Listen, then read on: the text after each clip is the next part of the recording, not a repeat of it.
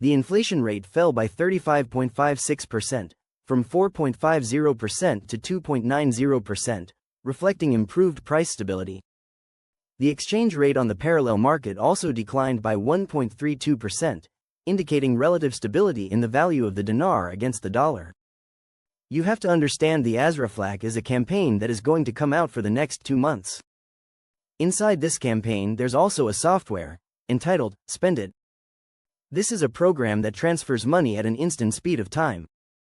It is done through a digital program that delivers instantly a receipt. Spend It is not at 1310 EMO.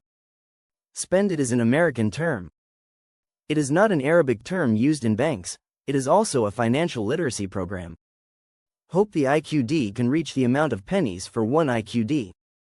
While this is not promised or guaranteed, the IQD could soon increase above pennies to the dollar. Most dinarians hold at least 1 million Iraqi dinars banknotes. If the IQD were to increase to 10 cents per 1 Iraqi dinar, investors would make $100,000 in profits. They are pushing to launch the CBDC, central bank digital currency, for the Central Bank of Iraq very soon. That's when you're going to see the changes to the Iraqi dinar, not anytime sooner.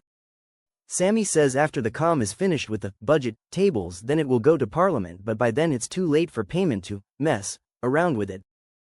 He says when the COM is finished, we could very well see Al-Sudani give us the rate before it even goes to Parliament. Comment. Rumors floating around are that the RV is today and banks are exchanging. Mark Z. Yes, a lot of them are saying that. Others are saying lower denominations are out. My contacts on the streets in Iraq are saying they wish that was a fact, but they don't have any and they can't find any. Let's hope those folks are right about RV today. Iraq's dinar is not on credit cards going live in any country until they do what they are supposed to do. Article quote. We're in the process of issuing, which will facilitate financial operations inside and outside of Iraq. That is huge because once they're able to use these cards outside of Iraq, they should have an international acceptable exchange rate that's in compliance with the IMF's Article 8, Article 4 compliance issues. That's what we're waiting for. Iraq's foreign reserves rise to a record high. Quote, the Prime Minister's financial advisor, Mazhar Mohammed Saleh, confirmed on Wednesday that foreign reserves are at their highest historical levels, helping to achieve economic balance and stability for the country. He also indicated that reserves still cover more than 100% of the currency in circulation, and enjoy a high commercial efficiency of more than 15 months of imports, compared to the global standard of 3 months. The RV is complete. The lower denims are out in Iraq. The banks have the rates, we're waiting for our start time. Newsweek. Iran plans to attack U.S. military bases in Iraq and Syria. Iran has decided to give President Trump the middle finger instead of accepting the helping hand from Donald Trump. Big mistake. Article. We may bomb Iran. Quote, Donald Trump threatened Iran with unprecedented strikes if an agreement is not reached. President Trump is looking for the security and stability because President Trump wants the new exchange rate to EMO. There's only one way to get it behave Iran. Al-Sudani and Allawi discuss government efforts to achieve economic reform. You remember former Prime Minister Iyad Allawi. He was the very first Prime Minister for the new democratic Iraq. His second term was stolen by corrupt politicians and Nouri al-Maliki took over for the next 8 years and did not advance Iraq. In fact, he is the one that corrupted the currency auctions and fed Iran billions of US dollars, not to mention ignoring most of the new constitution. It is so good to see Allawi supporting al-Sudani's reforms and efforts to bring back the dinar to its glory days. People around the world should understand Iraq is showing their true colors. They're going to a digital environment and they're doing it right before our eyes. U.S. to open largest consulate in Erbil, strengthening diplomatic ties. Quote, in a significant development, Tammy Bruce, the spokesperson for the United States Department of State, announced on Monday that the U.S. will soon open its largest consulate in the Kurdistan region. Set to open next month in Erbil, this new consulate underscores America's unwavering commitment to its partnership with the Kurdistan Regional Government, KRG. It looks like we're down to the finish line, down to the last few moments of this historical monetary reform. It's been an amazing ride.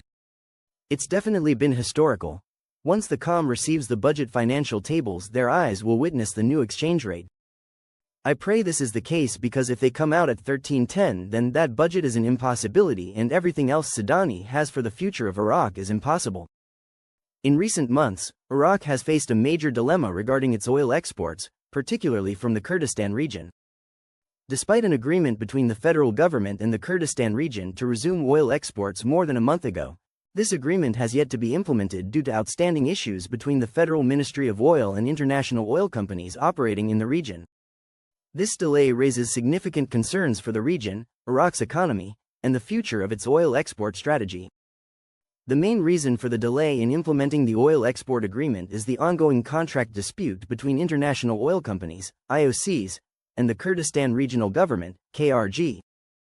The Kurdistan Oil Industry Association, APIKUR, which represents 8 IOCs, has made it clear that the companies will not resume oil exports unless the Iraqi government complies with the terms of current contracts, including guarantees for payment of past and future oil export dues.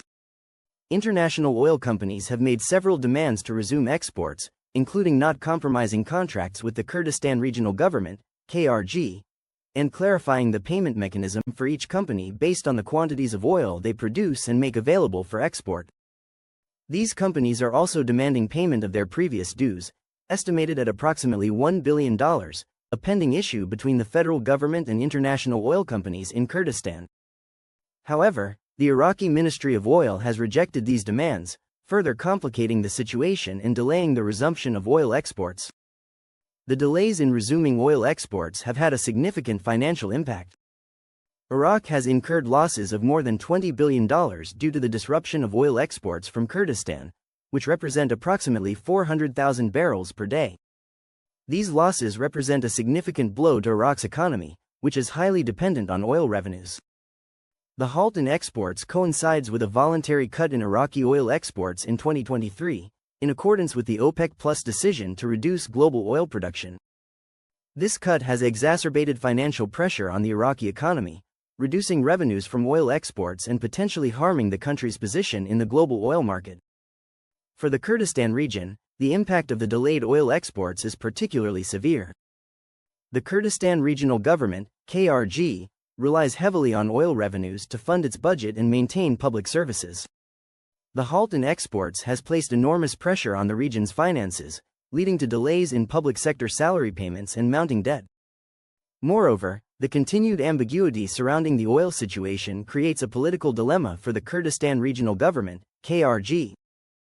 The Kurdish leadership has been forced to balance its relationship with Baghdad while managing the expectations of international investors. Kurdistan's autonomy, particularly in the management of its natural resources, has been a major point of contention with the federal government.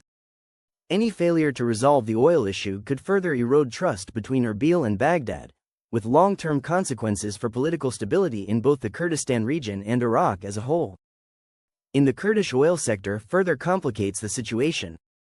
These companies have invested billions of dollars in oil exploration and extraction in the region, and their role is crucial to the continued development of Kurdistan's oil industry.